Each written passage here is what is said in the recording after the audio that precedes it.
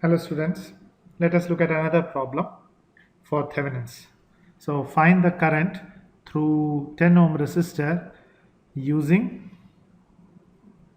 Thevenins. So let us start. So we know step 1. In step 1 basically we redraw the circuit by taking out the resistance through which we want to find out the current. So here the resistance that we want to find out is the current that we want to find out is through the 10 ohm resistor. So this is the current that we want to find out. As you can see, we can actually do it using mesh analysis, but since the question is asking for Thevenins, we will do it using Thevenins. So for finding this current, we will consider 10 ohm resistance as the load and we will redraw the circuit. So we have redrawn the circuit. We have taken out 10 ohm resistance and we have marked the voltage there to be VTH. And so the step that we are having is find VTH. So how do we do that? We know that VTH, we have to take the KVL in this loop, but for taking the KVL in this loop, we should understand how much current is passing through the 5 ohm resistor and how much is passing through the 20 ohm resistor. So if you look at mesh 1, I can directly say that this current I1 will be same as 10 ampere. So I will write from figure I1 is equal to 10 ampere. So there is no problem in that. Let us look at the other mesh. In the other mesh, we are having, let's take this one as current I2, then this will be plus minus, this will be plus minus, and I will write, let me write this current as I3 because this is the third mesh. Therefore, KVL at mesh 3. Okay, KVL at mesh 3.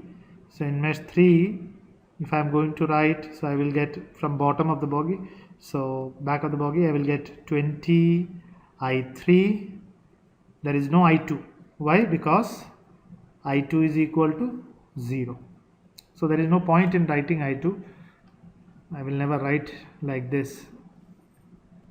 So we are having plus 20 I3 plus 30 I3 is equal to plus minus, so this is, I will write the whole equation, minus 50 minus 100, sorry, so sorry, plus 100. Why? Because we are having it in the same polarity.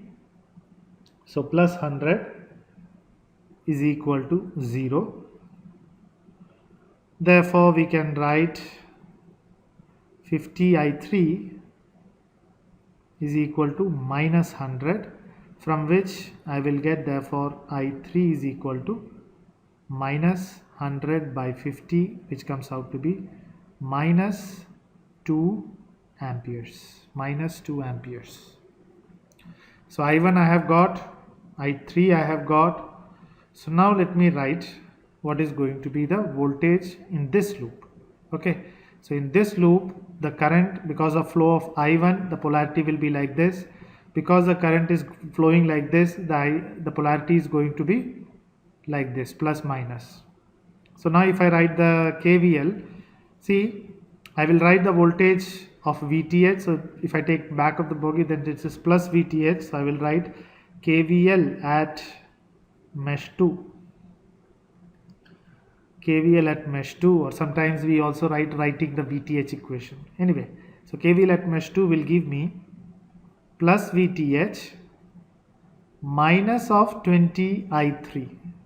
Why did I write minus? Because if I am going to take back of the bogie, then this is going to be plus, here it will be minus, and for the third case again it's going to be, back of the bogie is going to be minus. So minus of 5 I1. I can write minus of 5 I1. That is going to be equal to 0.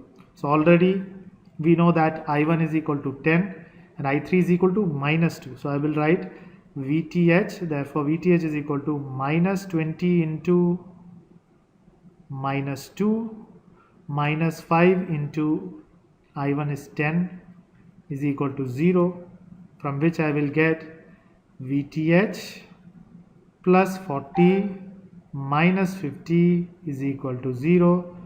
Therefore, I will get VTH is equal to plus 10 volt. Okay, I've got VTH. Next, I have got to draw the RTH. So now, let me redraw the circuit. So step 2 is find RTH. So here I have drawn the circuit, redrawn the circuit. Now I have to make certain changes. What are the changes that I am going to make? So here I am trying to calculate what is RTH. Okay, here I am trying to calculate what is going to be RTH. So now the first thing that we do for calculating RTH is we remove the voltage source, and instead of voltage source we make it short circuit. So let me draw that using a different color. So I have shorted this. And what happens to the current source? We remove the current source, and instead of the current source we make it open circuit. So this is gone. So this is now open circuit. If this is open circuit, then it's as good as not drawing anything here. So I will take that one out. If I take this one out, the whole line goes. So I will have to again redraw that. Okay. So see, I have taken out the current source. So what remains is only the resistance. The voltage source is short circuit and the current source is open circuit. Please don't forget this fact. Most of the people make this mistake. I again and again remind you that the current source has to be open circuited, the voltage source has to be short circuited. This problem I took especially because I wanted to again tell you this fact, that when there is a current source you open circuit it, when there is a voltage source you short circuit it. So now what do we get in RTH? So therefore I will get RTH is equal to, now let me tell you all something. Again I am going to redraw how you find the parallel and this thing. See, the 30 ohm resistance has two terminals, here and here. Okay, the 20 ohm also has these two terminals. So I can say 20 and 30 are in parallel. Okay, now if I draw that, if I am going to draw that, let me draw that. If I am going to draw that, this is the parallel value, and then I am going to have 5 ohms, and then here I am going to calculate RTH, and as you can see it will be just a series combination. So it will be a series combination of this 5 plus the parallel combination of these two. Therefore I will write, therefore RTH is equal to 5 plus 20 parallel with 30, 5 plus 20 parallel with 30, and I suppose you all know how to do it. 20 parallel 30 is 20 inverse plus 30 inverse, the whole inverse, and if you would do that you will get the answer as 17 ohms. You try to do this in calculator, you will get the answer. Okay, so this is 17 ohms. Thus RTH is equal to 17 ohms. The last is to find out the load current, isn't it? So the last step is step 3, find load current. Find the load current. So what I am having, I am going to replace the whole thing. So instead of the whole circuit, I am going to have an RTH value and a VTH value. So there will be a VTH value, and then I am having the 10 ohm resistor. Okay, you can draw this in any way, which way. Yesterday I drew it in a different way, but it's all the same. It's all the same. So now RTH we have got it as 17 ohms. and VTH we have got it as 10 volt.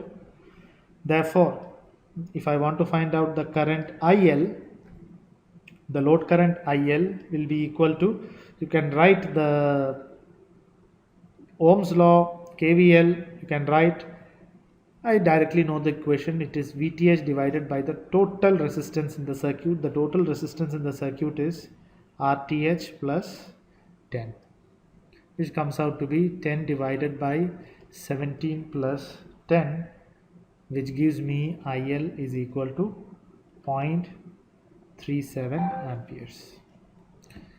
So once again, I took this question basically to have an example of what will happen if you are having a current source with the voltage source or any other source, or if there is only a current source. Generally, you should always remember the current source for finding out the Thevenin's resistance. The current source is going to be open circuited and the voltage source is going to be short circuited. Thank you.